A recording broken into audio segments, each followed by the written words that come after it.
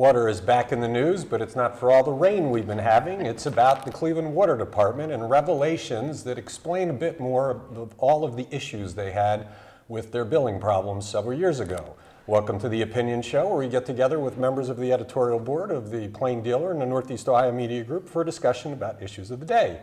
I'm here with Elizabeth Sullivan, the Opinion Director, editorial writers Chris Evans, Ted Diadiun, and Sharon Broussard.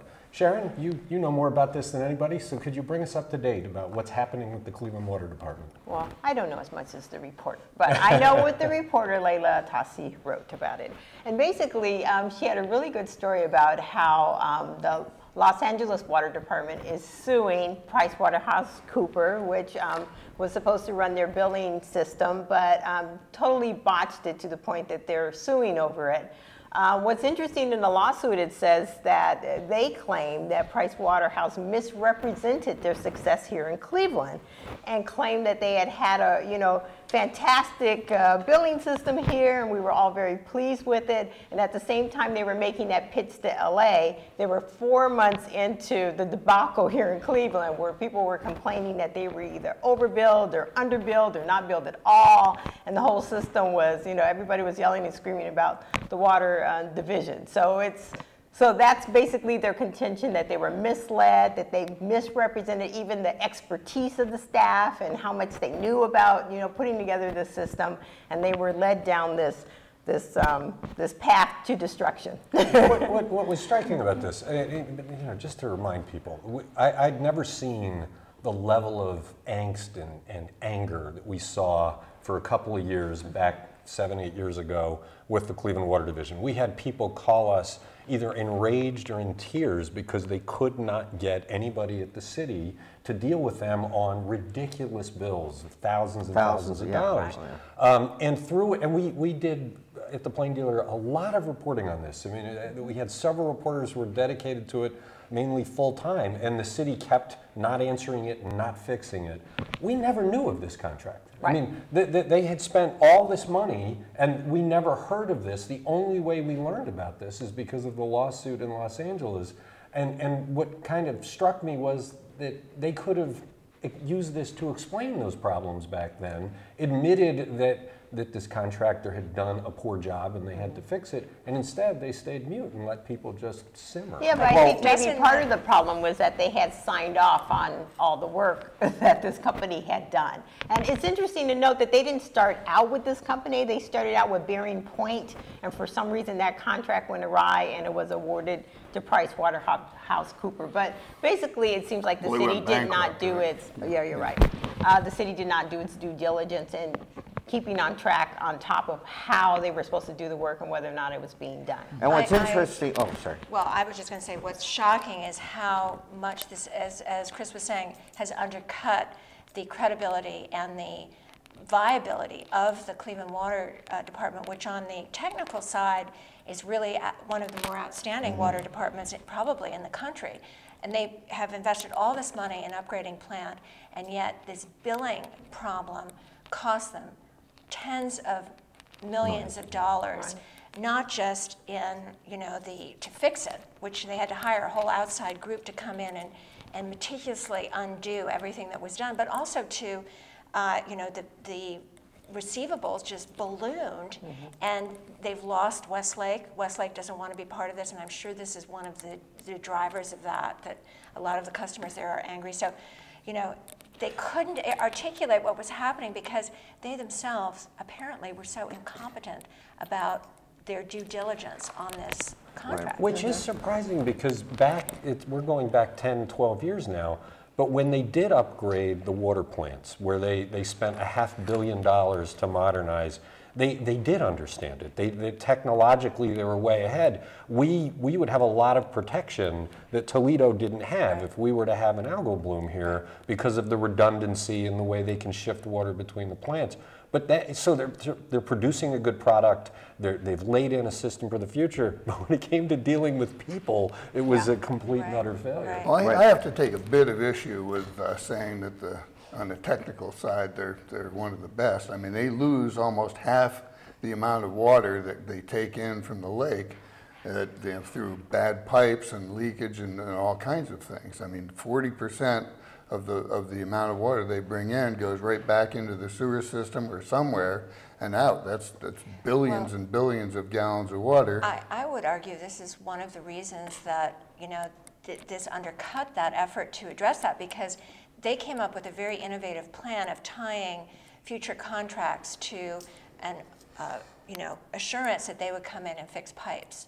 So, you know, you have like Bay Village not wanting to re-up on that because they're uncertain about this, who owns the pipes, which is the issue that's been uncovered or you know, highlighted by the Westlake Water lawsuit. Yeah, but their system in addressing failures in the pipes is to wait until something breaks and then go in and patch it up, rather than to have some sort of That's not entirely don't true. think They have a system every year where they replace a certain numbers of, I don't know if it's miles or whatever, of pipe. They you know, they spent $500 million on the plants. I think they've spent a similar amount on the pipes, and every year they go and do so many. What they are struggling with, and any city is struggling with in the Northeast, is they have an old infrastructure, and it's not cheap to go in and replace water pipes. As the people on Harvard Road could tell you, that just trying to get to work on just yesterday. Yeah, you know. on 77. So, What struck me was, you know, the lack of due diligence on the part of LA too, that they hired this company based on representations that this company made that were false. I mean, there's no evidence. I was reading the lawsuit to see did they ever say that we called and someone lied to us in Cleveland, but they never even say that. So they got a good scam going. The other thing is that we have to remember. Wait. They didn't get the service they contracted for. That's why they're suing, and they have a much better chance of winning. Cleveland cannot sue because apparently the way they wrote the contract, they got what they paid for. Well, according to Darnell Brown. But I mean, when LA was looking at hiring PricewaterhouseCoopers, I mean, they were not doing any kind of due diligence. There's no evidence that they called or sent anybody out here to see how this system was working. So, so I think it was a good scam. The other thing that I take away from this is that Darnell Brown and Barry Withers, who were the two geniuses behind the whole failure of the billing system, still work for the city. Darnell Brown is the chief operating officer for the city, so he's essentially running the entire city. And Barry Withers is an assistant administrator in the Public Utilities Commission, or Public Safety. And it's like... And what they had to do is they had to hire a turnaround company to come in and fix this. They brought in Bender, and he came in. He has an international reputation, and finally, after years of complaints, it took a long time to act. They did address it, and we've heard we still hear from people, but it's at a far slower pace. Well, the disheartening thing about this is the lack of oversight and just the incompetence of the people who are in charge of this, and really I mean, in today's paper we have a story about Jimmy Gates, who's named to the the police oversight, and he was convicted like less than 10 years ago of scamming the water department. Yes, $40,000 from the water department. Not only is he shunned, or is he not shunned, but he's rewarded by this high-profile job. It's just appalling, I think. They argue that he's turned his life around and is a significant member of the community, but well, some of the I read that. I from an ex-con saying, gee, I could have been eligible.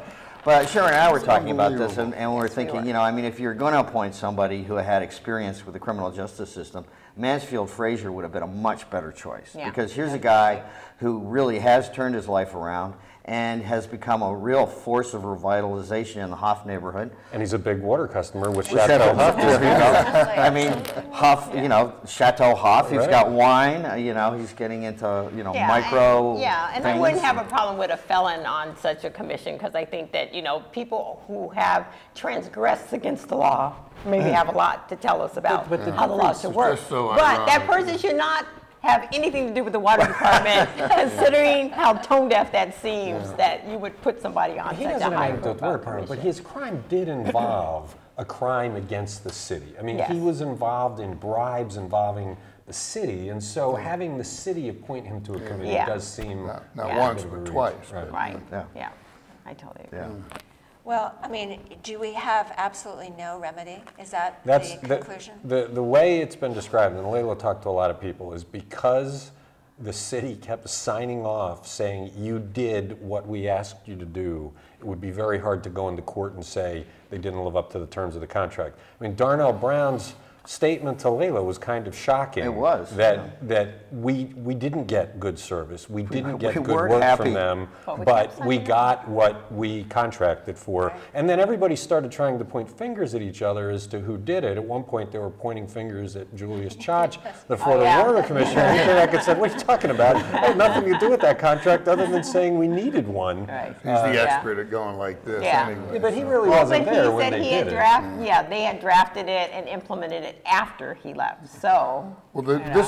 this is gone. I mean, there's not much we can do about it other than hope that somebody who's got some expertise and is a good manager and could take control of this to be appointed in charge of it and allow him to do the kind of job that needs to be done. And that's, I mean, there has to be a time when the people get tired of getting nicked in their, the water rates and everything else, and insist on some expertise and some competence at the top and people who Yeah, run but it. I think And I you- would not write off the possibility of a lawsuit because we're hearing that it's not possible from the very people who failed to exert the due diligence. And how do we, how can we trust that what they say is correct? And I do think this goes to the point that Chris made that, you have these same individuals being recycled into various city departments. When they mess up in one area, they just kind of move them over here. Where's the accountability within City Hall? And it Right. does sound like Mike Polensek, the city councilman, is going to bring this up with his colleagues because he has the same feeling. Who says we can't sue? Yeah. You can always sue. Yeah, Right. exactly. And see where you And get in court. and Paul Bender, I mean, suggested that there may be, some wiggle room there. And my theory is, you run into the same problem with money. I mean, how are you going to pay for it? That kind of. But I say, why don't you just fire Darnell Brown and Barry Withers and put their salaries together and hire an a law attorney? firm. Well, we've that'll actually get to a repeatedly day. called for them to Yeah, lose their resign jobs. over But the years. one thing we talked about in our editorial board we haven't brought up here is whether the city law department is also at fault for signing off on a Right. contract that Right. was so leaky, Yeah. so to speak. And allowed this travesty to happen without any legal recourse. Yeah, because if apparently. they didn't have the expertise to manage such a contract, then you would think they would pass it on to an outside lawyer. Correct. That would look at it on the city's behalf. And look, you can't escape the idea that were it not for this lawsuit and a tip to Layla that this existed, none of this would be known. And Yeah. city council should have been on this. This was a bona fide scandal in the water department. Apart from the corruption, it was a public service fiasco. People could not get their accounts taken care of. Right. And now we have a good idea of why, but we didn't know this for years. And that's not the way it's supposed to work. Right. So. Yeah. Well, we'd like to know what you think. Please leave your thoughts and comments in the post where you find this show. And if you're having billing problems, we'd still like to know about them. Leave comments there too. We'll see you next time on The Opinion Show.